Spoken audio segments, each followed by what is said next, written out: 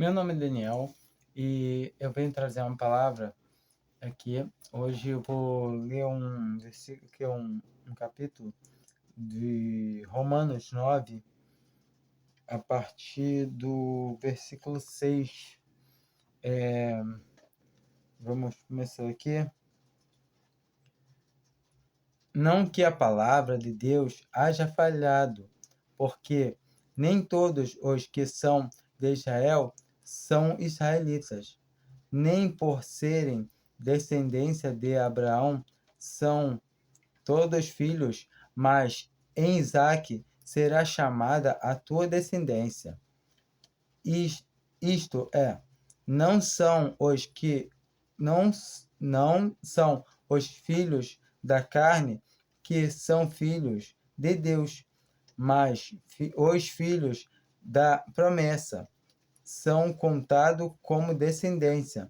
Bom, aqui nós vemos que é contado não como os carnais, como filhos de Deus, mas sim como os filhos da promessa. Porque a palavra da promessa é esta: por este tempo virá e Sara terá um filho.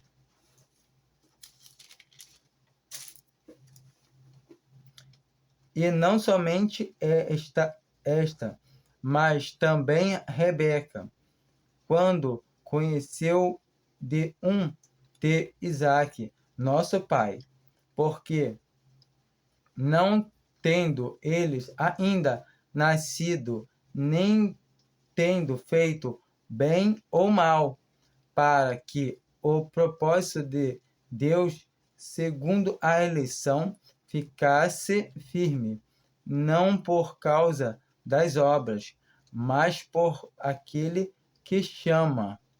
Então aqui nós vemos que não é pelas obras, é por aquele que chama. Quem é que chama? Deus.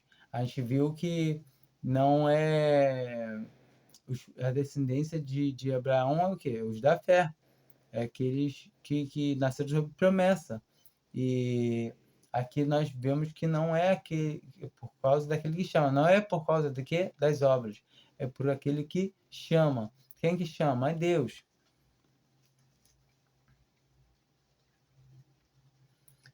Foi-lhe dito a ela: o maior servirá o menor, como está escrito: amei Jacó e aborreci Esaú.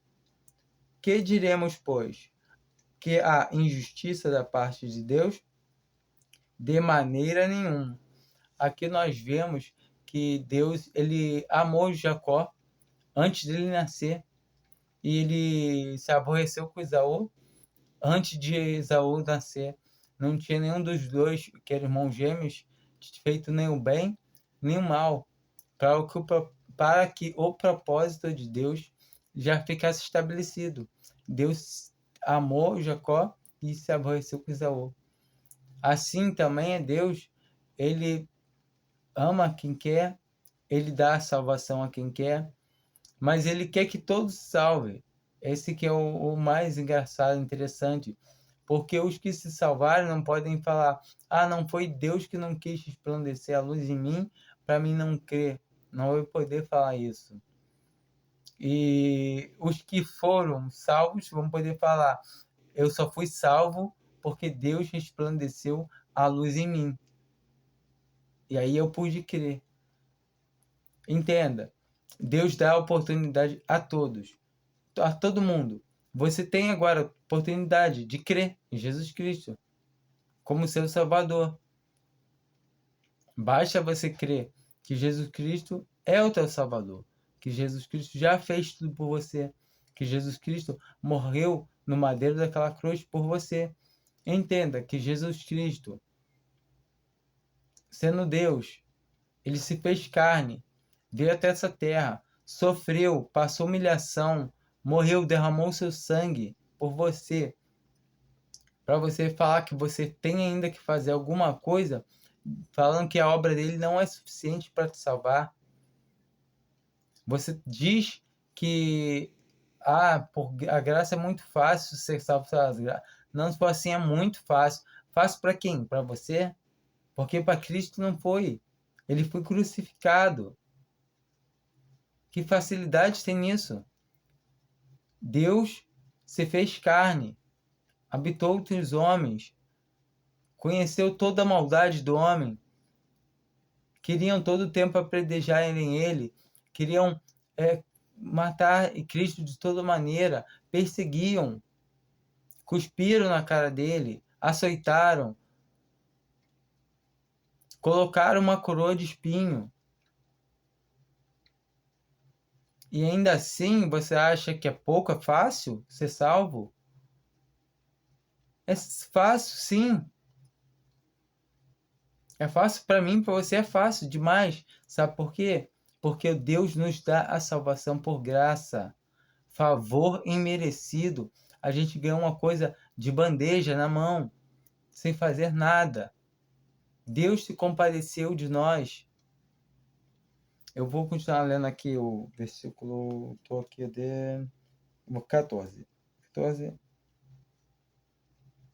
Não, é 15. Pois diz a Moisés: compadecer-me-ei de quem me compadecer, e terei misericórdia de quem eu tiver misericórdia. Ou seja, Deus, ele tem misericórdia de quem ele quer, ele se compadece de quem ele quer. É Deus. Reclama com ele. Entendeu? Não tem como reclamar, ele é Deus. E ele hoje, essa noite, hoje, ele dá oportunidade todo dia para todo mundo. Crer no Filho dele. É simplesmente, somente crer.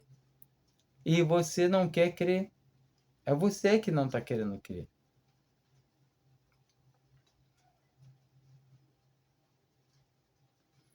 Assim, pois, isto não depende de quem quer, nem de quem corre, mas de Deus, que se compadece. Ou seja, não depende de quem quer. Eu quero, eu vou correr atrás. Não adianta. É de quem Deus se compadece. Não vá correndo atrás de Deus, achando que você vai ter a salvação. Não, eu vou correr atrás, vou tirar um prejuízo, vou servir a Deus agora. Não. Começa pelo lado certo. Começa reconhecendo que você é perdido, é pecador, que você não tem como se salvar. Entende? Não é o que você vai fazer, é o que você não tem que fazer. É olhar e falar, eu não tenho o que fazer, eu sou pecador, não posso fazer nada para agradar a Deus. Nada que você fizer vai agradar a Deus. Então se reconheça pecador, reconheça que você não tem obra nenhuma para prestar contas a Deus. E aí assim, nesse momento, ele com certeza vai fazer resplandecer a luz no seu coração, a qual é essa luz? O seu Filho, Jesus Cristo. E quem tem Jesus Cristo tem a vida eterna. Entenda, a vida eterna é uma pessoa, é um homem. Jesus Cristo é a vida eterna. Vamos dar continuidade. Porque diz a Escritura a Faraó: para isto mesmo te levantei, para em ti mostrar o meu poder e para que o meu nome seja anunciado entre toda a terra. Observa essa parte que é muito interessante. Se você for ler lá em Gênesis, você vai ver que Faraó, ele foi endureceu, ele mesmo endureceu no começo do seu coração, quando Moisés vai pedir ele para poder libertar o povo, ele pega e fala que não, ele quer, e depois que o Senhor envia, faz ele endurece o coração dele. Ou seja, no começo ele endureceu de conta própria o coração, mas aí depois Deus endureceu. E quando Deus endureceu, aí é caso perdido. E então, nessa noite, hoje, agora, já nesse momento, comece a crer em Jesus, porque se Deus endureceu o seu coração, não tem quem possa fazer ele amolecer novamente, não tem quem possa fazer você vir a crer, começar a crer. Ou seja, se Deus te dá a oportunidade de escutar o Evangelho tão simples, é Cristo. Cristo morreu por você, derramou seu sangue, que cobre a propiciação dos nossos pecados.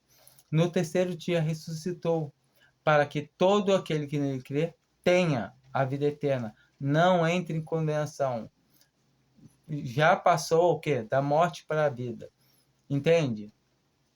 Então, quando a gente ouve a palavra do Evangelho, que é Cristo crucificado no nosso lugar, e a gente crê nisso, então nós, a partir desse momento, temos a vida eterna.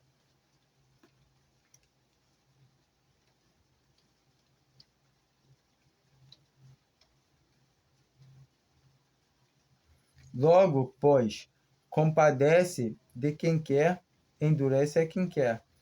Dir-me-á então, por que se queixa ele ainda? Porquanto, quem resistirá à vontade de Deus? Ou seja, não tente resistir à vontade de Deus, porque é impossível. Deus, ele é Deus. Entenda isso. Ele é o formador de tudo, criador de tudo. Ele existe antes de tudo existir. Ele é o começo de tudo.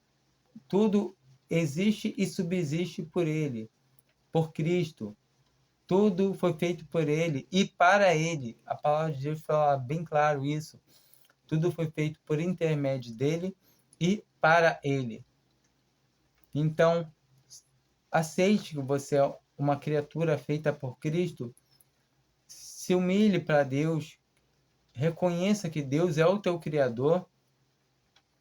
E ele, com certeza, irá se compadecer de você e derramar a luz dele, fazer essa luz resplandecer no seu coração, te dando a capacidade de crer em Jesus Cristo como seu único e suficiente Salvador. Dir-me-á então, por que se queixa ele ainda? Porquanto quem resistiu à sua vontade? Mas, ó homem, quem és tu que a Deus replicas? Porventura a coisa formada dirá ao que formou, por que me fizeste assim? Entendeu? Não se queixe porque Deus te fez assim, mas aproveite e reconheça que você é pecador, que você é perdido, e aceite Deus como seu Salvador. Ou não tem oleiro poder sobre o barro, para da mesma massa fazer um vaso para a honra e outro para a desonra. E que direis de Deus, querendo mostrar a sua ira e a dar a conhecer os vasos, o seu poder, suportou com muita paciência os vasos da ira, preparados para a perdição, para que também desse a conhecer as riquezas da sua glória nos vasos da misericórdia, que para a glória já dantes preparou. Ou seja, não é porque aqui está escrito que Deus já preparou os vasos para a desonra e os vasos para a honra. Sim, é verdade. Deus já, antes da fundação do mundo, tem preparado os vasos para a honra e os vasos para a desonra. Mas eu não sei quem é o vaso para a honra e eu não sei quem é o vaso para a desonra. Na verdade, eu conheço um vaso para a honra, que é aquele que está aqui falando com vocês, porque eu tenho certeza absoluta da minha salvação por graça no Senhor Jesus. Assim também é cada um de vocês. Basta vocês terem a certeza viva dentro dos seus corações que Cristo Jesus morreu por vocês. Isso é a salvação, certeza da salvação é uma coisa entre você e Deus somente. Ninguém tem interferência alguma. Eu não posso falar que você tem salvação que você não tem. Quem tem que saber é você, entre você e Deus. Se você crê realmente do teu coração que Cristo Jesus já morreu por todos os seus pecados, não há mais condenação em você. Não há mais nada que te condene nesse mundo. Entendeu? Mas eu não posso falar que você tem salvação. E nem você pode falar que eu tenho salvação. Eu sei de mim. Eu tenho essa vida eterna. E você? Você tem a vida eterna? Você é salvo? Para que também desse a conhecer as riquezas da sua glória nos vasos de misericórdia, que para a glória já dantes preparou, os quais somos nós, os que também chamou, não só dentre os judeus, mas também dentre os gentios. Tem muita gente que fala que essa parte que, não, esse é o povo de Israel que foi separado. Não, isso aqui é igreja. Paulo aqui está falando de igreja. O ministério de Paulo foi designado à igreja. Ou seja, a igreja é o corpo de Cristo. Todos aquele que crê que Jesus Cristo é o seu Salvador pertence ao corpo de Cristo, à igreja. Todos eles são um membro do corpo. Entende? Cristo é a cabeça da igreja. Como também diz em Oséias: chamei meu povo ao que não era meu povo, e amada a que não era amada. Essa profecia que foi feita lá em Oséias, ele estava falando porque é uma profecia que tem de que o Senhor iria chamar um povo entre os gentis, depois que ele viesse a endurecer Israel, cortar o testemunho com Israel. O testemunho de Israel atualmente está cortado. Ele vai voltar. Agora os israelitas não têm salvação. Não, não é bem assim, não. Não existe mais Israel e gentil para Deus nesse momento. Para Deus somos todos iguais. Se crê no Filho dele, ambos, seja judeu ou seja gentil, é salvo. É judeu? É gentil? Crê em que Jesus? É salvo. Não importa. Então, por isso que na palavra fala que foi derrubado o muro da inimizade, fazendo dos dois povos um. Ou seja, Cristo ainda vai voltar depois do arrebatamento da igreja, depois que passar os 7 anos da tribulação e para reinar no milênio, para cumprir todas as bênçãos materiais que faltam na igreja? Não, na igreja não. A igreja vai estar com Cristo, tá bom? A igreja vai ter sido já arrebatada, vai voltar para poder assumir o posto dele como o império, o rei, que para sempre, que é bíblico. Essa promessa tem que se cumprir. Como que Jesus veio aqui e cumpriu todas as promessas que previa o Messias como um cordeiro, e agora ele volta como Messias, mas como rei, que vai dominar sobre Israel. Então, uma outra coisa, a todas aquelas promessas que tem no Antigo Testamento, sabe, de coisas materiais, são para Israel e vão cumprir para Israel, não é para a igreja. se algum pastor vem pregando negócio de prosperidade, de benções materiais, é mentira. Ele está querendo encher o bolsinho dele, pregando ladainha para vocês. Se afastem. E sucedeu que no lugar em que lhes foi dito, vós não sois meu povo, aí serão chamados filhos de Deus.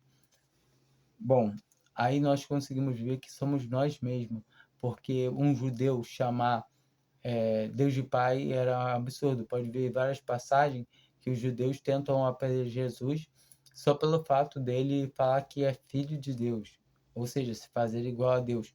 Hoje nós podemos falar que nós somos filhos de Deus por intermédio da adoção através do sangue de Jesus Cristo que nós recebemos. Sem Jesus Cristo, nós não conseguimos ser salvos. Sem Jesus Cristo, nós não conseguimos essa adoção. Então, nós temos que dar graças ao Cordeiro de Deus, que é Jesus Cristo, que morreu por nós, que derramou seu sangue por mim e por você também, se é que você crê. Se você crê, esse sangue não foi derrubado em vão, foi derramado por você.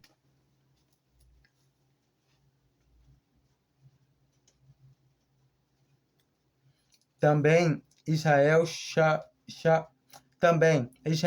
chamava acerca de Israel. Também Isaías chamava acerca de Israel. Ainda que o número dos filhos de Israel seja como a areia do mar, o remanescente é que será salvo. Esse versículo 27 aqui, ele justamente a parte que eu estava falando anteriormente. O povo de Israel vai sobrar um remanescente de judeus e esse povo será salvo. Mas esse povo que está falando aqui é o povo que vai permanecer aqui na terra depois da igreja arrebatada. Como assim? A igreja vai ser arrebatada e depois da igreja arrebatada, todo aquele que ficou aqui na terra, que não ouviu o evangelho da graça, que esse evangelho que eu estou expondo aqui para vocês hoje, esse vai permanecer aqui na terra e ele vai ter a chance de entrar no milênio, vai ter a chance de entrar e vão ser reunidas as 10 tribos de Israel que estão perdidas pelo mundo. Tipo, não tem como saber quem é judeu, quem não é, no meio desse povo tão grande.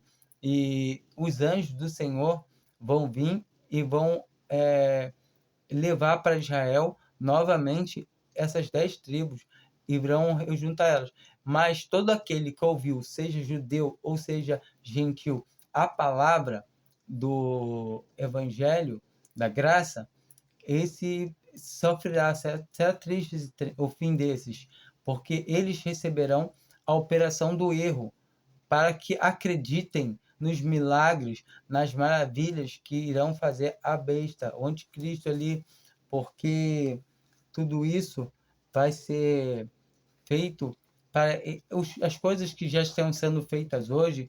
Você vê muita, não vou falar sem teatro, nas denominações que se dizem igrejas, curas, aplausos e essas coisas, todos esses shows, isso tudo concorda com a palavra de Deus, porque chegaria tempos em que juntariam profetas, falsos mestres, entendeu?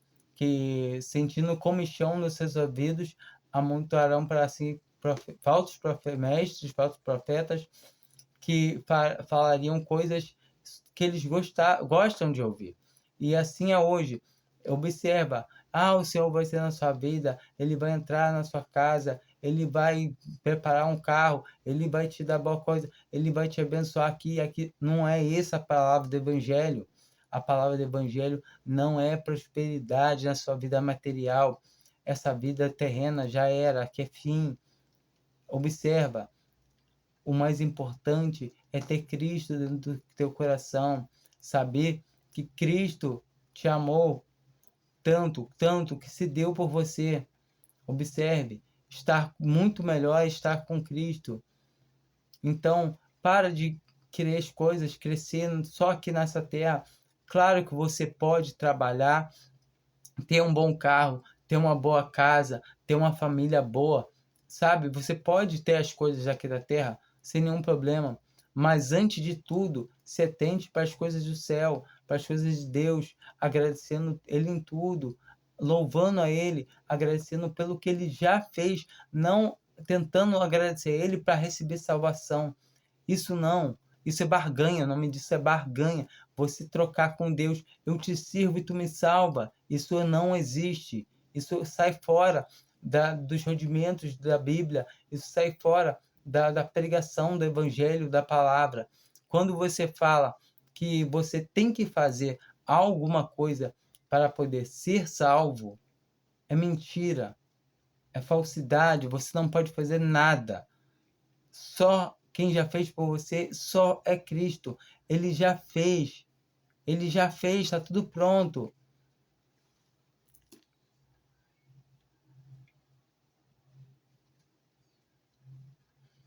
Porque o Senhor executa a sua palavra sobre a terra, completando e abreviando-a sobre a terra, completando e abreviando-a. E como antes disse Isaías, se o Senhor dos exércitos não nos deixar descendência, teríamos sido feitos como Sodoma e semelhantes a Gomorra. Então aqui nós vemos que Paulo está falando aqui já mais para o lado de Israel, esse lado aqui, esse finalzinho aqui. Porque se ele não tivesse deixado descendência para Israel, que ele deixou, que vai ser depois do arrebatamento da igreja, eles teriam sido feitos Sodoma e Gomorra. Teriam sido todos destruídos, todos. Mas Deus deixou descendência para que depois da igreja, eles que nunca ouviram o evangelho, eles possam ser salvos, sair. Aí sim entra as pregações que falam que se Deus não abreviasse os tempos, seríamos todos, nenhuma carne seria salvo. Acho, se não me engano, está em Mateus essa passagem. E é muito assim, a gente vê muito isso no evangelho. Hoje em dia, as pessoas querendo usar isso como evangelho e não entendem muitas coisas quando Jesus usa as parábolas como usando o reino do céu, como certas coisas, onde tem bode e tem ovelha e tem bode, tem peixe bom e peixe ruim, tem trigo e tem joio. Então entenda que o reino do céu é uma esfera que estamos vivendo aqui.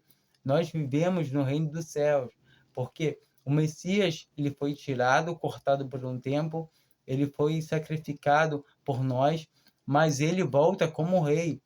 Ou seja, o reino dos céus é aqui na terra. O reino dos céus não é o céu. O céu é uma coisa, o reino é outra coisa. Aqui o reino está estabelecido aqui. Eles podem estar em oculto, em mistério aqui atualmente, mas o reino do céu é aqui. Tanto que aqui tem joio, aqui tem o quê? Tem trigo no meio do joio, tem joio no meio do trigo, tem bode no meio das ovelhas, tem peixe ruim no meio do peixe bom. Então a gente consegue ver muito nítido que o reino do céu é aqui nessa terra. Que diremos, pois? Que os gentis que não buscavam a justiça alcançaram a justiça? Gentis, lembrando, somos nós. Quer dizer, aí ele está falando aqui bem claro, vou até repetir novamente. Que diremos, pois? Que os gentis que não buscavam buscavam a justiça alcançaram a justiça? Sim, mas a justiça pela fé. Sim, mas a justiça pela fé. Pela fé, é muito bom ouvir isso. A justiça que é pela fé. Até me perdi. Aqui, a justiça chegou pela... A justiça que é pela fé. Mas Israel, que busca a lei da justiça, não chegou à lei da justiça. Vou repetir de novo. Mas Israel, que não buscava a lei da justiça, não chegou à lei da justiça. Ou seja, Israel não chegou à lei da justiça, porque eles estavam tão preocupados em fazer obras, de ter obras para apresentarem para Deus. E obras mortas para Deus não servem de nada. Defuntos, cadáveres não fazem nada. A gente tem que entender que a gente não pode se vangloriar em cima de judeus, porque eles são o povo terreno do Senhor, sim, sim. E o Senhor também já disse aqui, que existe aqui na Bíblia, está escrito que o Senhor vai voltar a estabelecer com eles. Ou seja, o povo judeu está empausado com o Senhor, mas o relógio profético volta a bater assim que a igreja, nós, igreja, fomos arrebatados. Porque mas Israel, que buscava a lei da justiça, não chegou à lei da justiça. Por quê? Porque não foi pela fé. Ou seja, não foi pela fé. Mas como que pelas obras da lei tropeçaram na pedra de tropeço, ou seja, eles por obra acabaram tropeçando na pedra de tropeço. Vocês sabem quem é a pedra de tropeço? Cristo é a pedra de tropeço, é a rocha de escândalo. Cristo Jesus, ele é pedra de tropeço para aqueles que não creem nele, é rocha de escândalo para quem não crer nele, mas é o fundamento da igreja que ele sustém. Ele é a pedra principal, a pedra angular da igreja. Ele é a rocha viva. Ele é a força que segura a igreja, que garante que a igreja vai reinar, vai chegar ao fim. Ele que dá a força à igreja. A igreja sem Cristo não é nada. Como está escrito: eis que eu ponho em Sião uma pedra de tropeço e uma rocha de escândalo, e todo aquele que nele crê não será confundido. Ou seja, se você crê nessa pedra, nessa rocha, você não será confundido. Se você não crê, você vai tropeçar nela. Você vai ficar confundido em verdade e confundido, envergonhado. Você tem que entender que a única salvação é essa pedra, é essa rocha. Cristo é a rocha que sustenta todas as coisas. Cristo é quem deu a vida dele por você, por mim. Eu creio, eu tenho a salvação. Eu nunca vou perder minha salvação, porque Deus me deu e Ele confirma, Ele garante que eu tenho a vida eterna, que eu tenho a salvação vinda dos céus por meio do Cristo, de Cristo Jesus, meu Salvador. Entende? Eu, Daniel, não fiz nada para merecer a salvação. Sou salvo por graça. Graça é favor imerecido. Assim também você pode crer agora, nesse momento, já. Creia em Cristo Jesus como seu Salvador e tenha certeza da sua salvação. E nunca perecerá. Jesus Cristo também garante isso. Ou você se considera uma ovelha de Cristo e acha que você depois pode vir e perder a salvação, então você está chamando Cristo de mentiroso. Leia em João 10, que ele fala que ele é o pastor e nós somos as ovelhas. E se nós somos as ovelhas, nós conhecemos a sua voz e andamos junto a ele. Ele nos guia. E também ele diz que ninguém pode arrebatar uma ovelha da mão do Pai. Então, quando sabemos que ninguém pode nos arrebatar da mão do Pai, se falarmos que nós podemos perder a salvação, nós somos mentirosos. Estamos fazendo de Deus mentiroso. Estamos fazendo de Cristo mentiroso. Creia em Jesus com toda a tua alma, com toda a tua certeza, que Ele já fez tudo por você.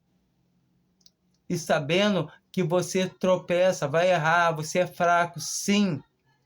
Sim, vai ter vários momentos que você vai ficar indeciso, vai ter momentos de fraqueza, mas isso é normal. Nós somos carne, nós não somos fiéis a Deus em momento algum. Sabemos que a fidelidade que agora habita no meu coração, quem colocou foi Deus. A minha fidelidade não é minha, eu não sou fiel. Eu tenho fidelidade dentro de mim, sim, mas agora a minha fidelidade veio de quem pode me capacitar para ser fiel, que é Cristo.